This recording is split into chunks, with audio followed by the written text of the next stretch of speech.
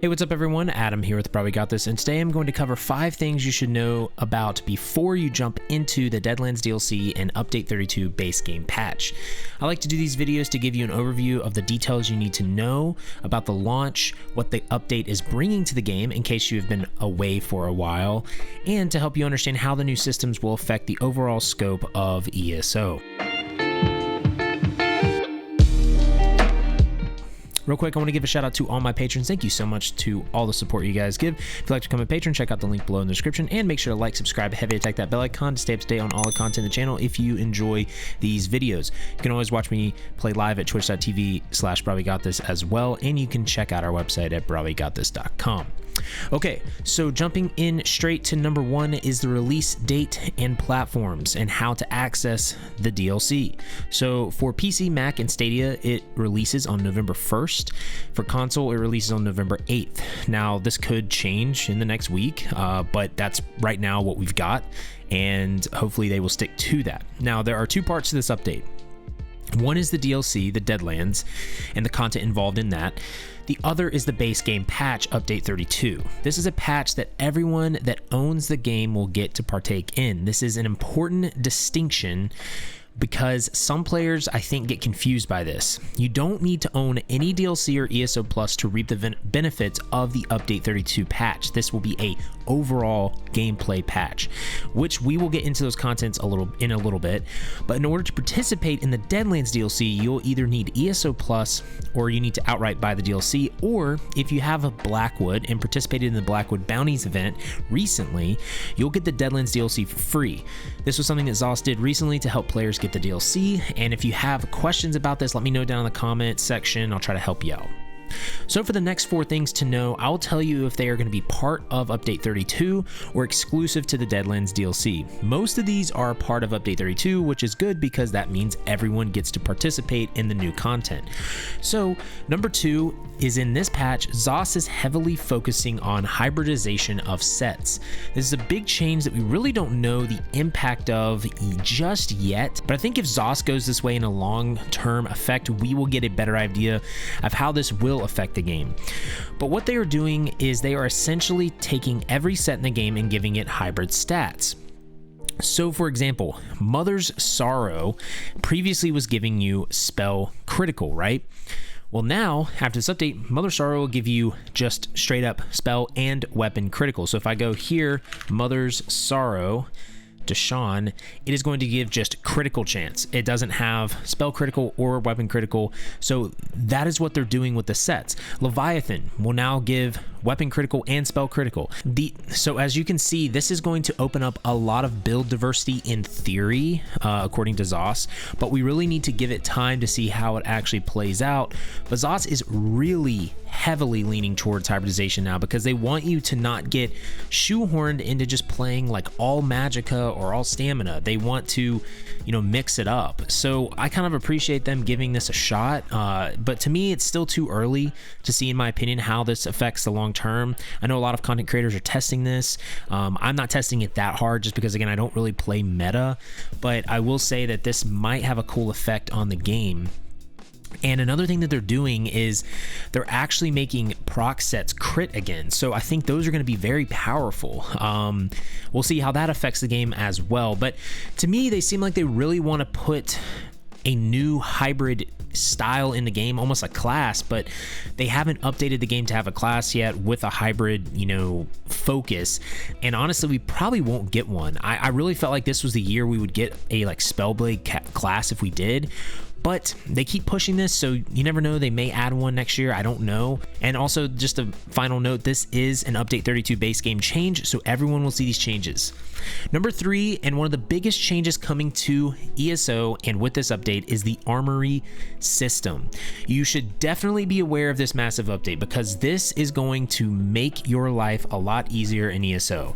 The ARMORY system will be a free addition and furnishing that you can get in the Crown Store for free. So if you go to the Crown Store, you literally go here, Armory Station, for free. You can get it.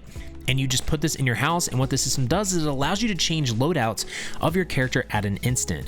And I want to clarify for you, this does way more than dressing room or alpha gear add-on. I think a lot of people don't actually realize this. What this can do is you can go to the Armory Station, You can have a Magicka DPS character with champion points, skill morphs, attributes. They can be a vampire. They can have different sets on, and you can go to a tank setup with a click of a button. So here you'll see the 2 base builds. It'll have your champion points, your attributes, your weapon sets, your skills, your equipment, your curse, and then you can click to build 2 and you will completely switch. It will change your skill points. It will change your attributes. It will change your curse. It'll change your sets. It'll change everything except for your Moondstone. This is a massive update. This is going to allow you to consolidate your characters to where you can invest more time into a few of them rather than say 10 plus tunes. Like, I'm actually deleting 8 of my characters on the live server. Yeah, so I'm gonna have 9 characters on the live server compared to 17. It's gonna really help me out. And I have a full guide on this armory system in the description of the video if you wanna check it out. But this is coming with the base game update 32 patch. So everyone, again, is going to get access to this. This is not locked behind a paywall or anything like that. This is very, very good for the game in my opinion. And the interesting impact this is going to have on players is, you know, what are the pros and cons of having multiple characters now? Because they definitely have changed in my opinion. Number 4 is another massive quality of life update that is coming with the base game update 32 patch. Again, this is a free part of the patch. This is the smart RNG system. What this will do is when you're doing a dungeon or a trial or arena and you kill bosses, it will look at your item set collection system. So this thing right here, it will look at this and it will see what armor or weapons do you not have in a item set. And it will give you items that you do not have. So it's like a curated smart RNG system. This is a massive quality of life update and a massive change to the game, honestly. That means all of you that are farming Medusa, Maelstrom Inferno, Mother Sorrow, you will finally get your staff now. This will allow you to complete the item set collection easier as well and not make it as grindy anymore. And by the way, too, they're actually adding a summary page, which is actually really cool. I really like that. But where is this going to impact ESO the most? I think it's going to actually hit guild traders pretty hard, and it's going to hit the replayability of the game. I really don't know the full impact that it will have yet, but I just feel like it's trending that way because once you have all the items you need, you really don't need to run that content anymore. I mean, you can for like transmutes and other things, I guess, but for me it seems like the incentive really wouldn't be there as much.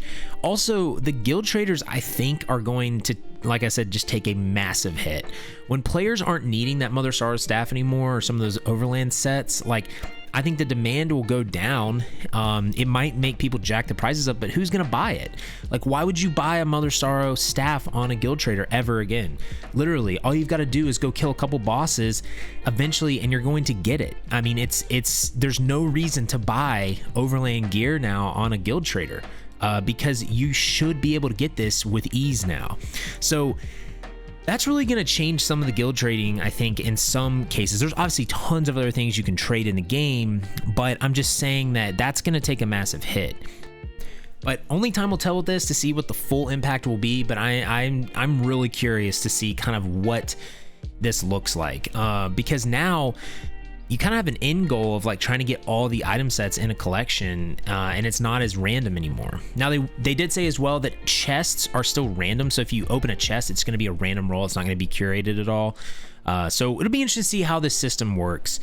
And number 5, the last thing you should know about with the Deadlands and Update 32 is the contents with the actual Deadlands DLC, because all of these so far have been things that everyone will be getting with Update 32. So you're like, you know, what do you actually get with the Deadlands DLC? Is there a point to even get it? Well, yeah, there is. There's some cool stuff you can get with it. You're going to get a new Daedric Plane, obviously the Deadlands, which is going to be right here. You're also going to get a new like social area, Fargrave. It's like another Daedric area, and it's actually really cool. It's very cosmic, and it seems like they're putting all the Daedric planes or planes outside of ESO or Tamriel like on this circle, which is kind of cool.